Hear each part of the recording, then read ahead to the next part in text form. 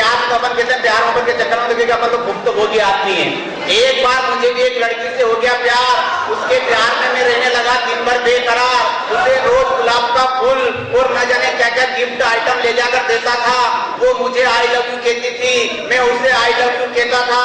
मगर एक दिन उसने एक पढ़े लिखे लड़के से शादी कर ली।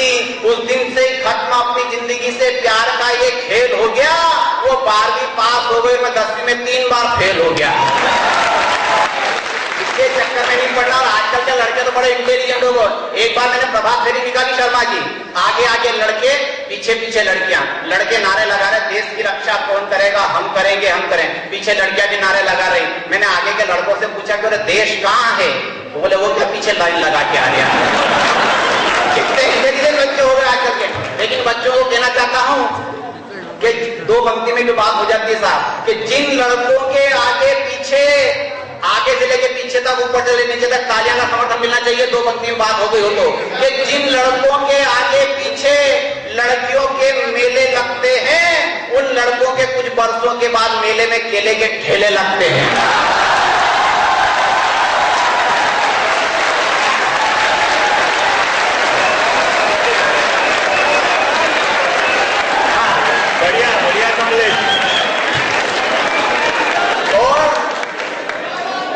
ठेला लगा के जो बेचारा केले बेचकर ना पेट भर रहा होता, और 15 साल बाद वही लड़की तो जरा जरा से बच्चों को लेके ना वहां दुकान पे आके खड़ी होती और धीरे से कहती है, बेटा ये तेरे दिनेश देहाती मामा इन्हें नमस्ते करो। तब तकलीफ होती है। और तो बच्ची में हाथ से आप तक पहुंचता है तो समर्थन कीजिएगा कि आज तक के लड़कों के जवाब देखिएगा शर्मा जी, कि बाप ने बेटे से कहा, बेटा जल्दी से लड़की पसंद कर ले, लड़की में गुण दे, ये मत दे वो काली है, गोरी है, सांवली है या भूरी है। तो बेटे ने कहा, पापा अगर लड़की में गुण ही देखने तो अपनी काम वाली बाई क्या बुरी है, सर्वगुण संपन्न है। तो मैं 4 पंक्तियां पढ़ता हूं, ये जितने भी आगे हमारे प्रोफेसर बैठे हुए हैं और मुख्य अतिथि बैठे हुए हैं, कि जो प्यासे की प्यास ना बुझा सके वो सागर किस काम का, जो अपने मालिक को बर्बाद कर दे कर्मचारी व नौकर किस काम का। तुम्हारे आशियाने में ऐसो आराम के बेशकीमती सामान रखने की जगह है, अगर माँ बाप को रखने की जगह नहीं तो वो घर किस काम का।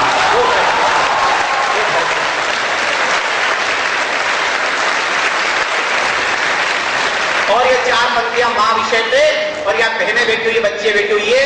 मैं इन बच्चों को नमन करता हूँ, बेटा खूब दिलचस्पी से पढ़ाई करो, राष्ट्र की रक्षा हमें करनी है। और ये जो दामिनी के साथ हुआ, 4 पंक्तियां पढ़ता हूं, कि कुकर्मी और दहेज के लोभियों को पैरों तले रोन देना चाहिए, उन्हें खानी के बैल की जगह जोक देना चाहिए। ऐसे नर पिशाचों के लिए हवालात की सजा बहुत कम है, उन्हें तो चौराहे पर लाकर सजाए मौत देना चाहिए।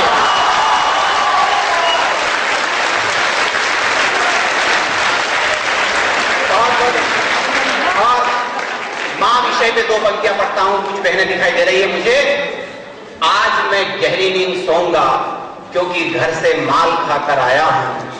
आज मैं गहरी नींद सोऊंगा, और कई लोगों के दिल धड़क जाएंगे दूसरी पंक्ति पे, आज मैं गहरी नींद सोऊंगा क्योंकि घर से माल खाकर आया हूं। कई दिनों के बाद आज मां के हाथों की दाल खाकर आया हूं। मां के हाथों की दाल का आनंद। और 4 पंक्तियां, कि मां से बढ़कर सुंदर कोई औरत नहीं हो सकती, चरित्र से बढ़कर कीमती कोई दौलत नहीं हो सकती, और जो बेटे अपनी मां का सम्मान नहीं करते उनके नसीब में कभी जन्नत नहीं हो सकती, उनके नसीब में कभी जन्नत नहीं। और हाशिए के बीच में कुछ 4 पंक्ति फिर पढ़ के फिर हाशिए की तरफ अपना रुख मोड़ता हूं। मां मुझे बचपन में रोज मीठा मीठा दूध पिलाती थी, मेरा हाथ पकड़ पकड़ कर मुझे खाना खिलाती थी, मगर मैं माँ को पानी भी नहीं पिला पाता हूँ। कई बार उसकी दवाई लाना भी भूल जाता हूँ। मैं जितना भी कमा कर लाता हूँ सब बीवी के हाथों में देकर चला जाता हूँ। माँ मुझे चक्रे की तरह टकटकी लगाकर निहारती है, अपने कपड़ों में बटन भी खूब टांगती है। मैं कई बार रातों को घर देर से आता हूँ और माँ से मिले बगैर अपने कमरे में जाकर सो जाता हूँ। माँ भी माँ भी मेरा इंतजार करते करते सो जाती है, न जाने किन ख्यालों में खो जाती है। अरे माँ ममता की ऐसी मूरत है जो कभी पूरी नहीं हो पाती, उसकी दवाएं कम हो जाए मगर दुआएं कभी कम नहीं हो पाती, दुआएं कभी कम नहीं हो पाती।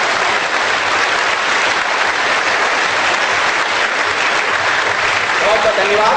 और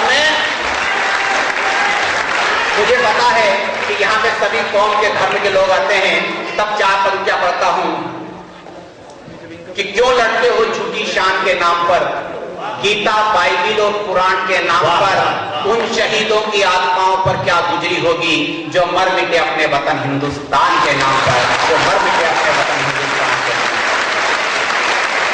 और शर्मा जी ये पंक्ति अच्छी लगे तो समर्थन करना, कि इन पंक्तियों में मुझे कई जगह समर्थन नहीं मिलता ही मैं आगे रह के कहता हूं, लेकिन आप लोगों के हाथ में देश की बागडोर है। आप इतने अच्छे इंस्टीट्यूट में, मैं सिर्फ 2 कवि सम्मेलन में अपनी तारीफ कभी मंच से नहीं करता हूं, लेकिन 9 तारीख को कवि सम्मेलन था, 11 को था, दोनों कवि सम्मेलन मैंने निवेदन करा उन लोगों से, मैं IIT के विद्यार्थियों से रूबरू होना चाहता हूं, मिलना चाहता हूं। आप लोगों के हाथ में देश की बागडोर है। तब ये 4 पंक्तियां पढ़ता हूं कि तुम चाहे किसी मुस्लिम को सलाम मत करो, तुम चाहे किसी हिंदू को प्रणाम मत करो, मगर वतन के रहनुमाओं से मेरी इतनी सी गुजारिश है कि चंद लोगों की गलती के लिए पूरी कौम को बदनाम मत करो, पूरी कौम को बदनाम।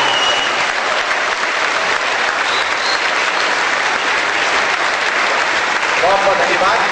तो फिर हास्य की तरफ हम बढ़ते हैं साहब। बात नहीं है, हास्य वैसे ही पैदा जाता है, तो अपने वीर रस की कोई बात नहीं करते हैं। नहीं तो वीर रस के कभी आज इन्हें बुला के वीर रस का कभी माइक पे बोलता है तख्त बदल देंगे, ताज बदल देंगे, पाकिस्तान तेरा राज बदल देंगे, भले महीने भर से मोजे नहीं बदले हो।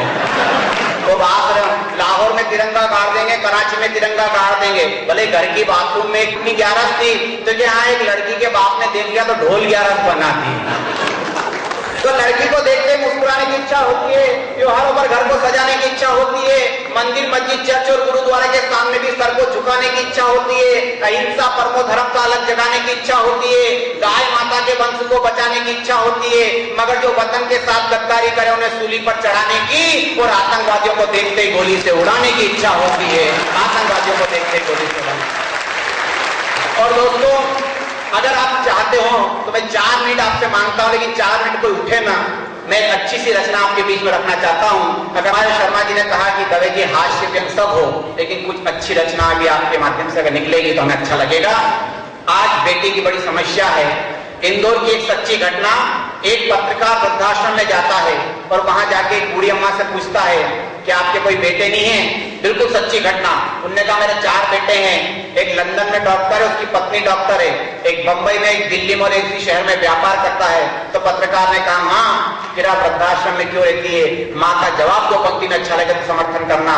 माँ ने कहा भगवान ने मुझे 4 बेटे दिए, अगर एक बेटी दी होती तो मैं वृद्धाश्रम में नहीं होती।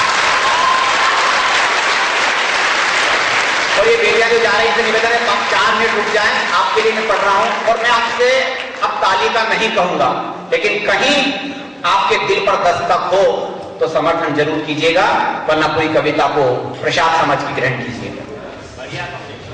कि बेटी के लबों से निकले हुए हर लफ्ज में शहद जैसी मिठास होती है, गम कोसों दूर हो जाते हैं जब वो हमारे पास होती है। बेटी के पायल की छमछम की आवाज मंदिर की घंटियां और मस्जिद के अजान से भी मधुर लगती है। वो धूल में खेले चाहे फूल में खेले, अपनी हर अदा से जन्नत की हूर लगती है। बेटी माँ के सुख दुख की सहेली सहारा है, बेटी को माँ बाप का घर जन्नत से भी प्यारा है। बेटी पाने की सबको चाहत होती है, जबकि बेटी एक पराई अमानत होती है। विधाता ने जब पहली बार किसी बेटी को बनाया होगा, मानव के निर्माण के लिए धरा पर छोड़ने आया होगा, उस दिन विधाता भी सारी रात नहीं सोया होगा और बेटी की जुदाई में फूट फूट कर रोया होगा।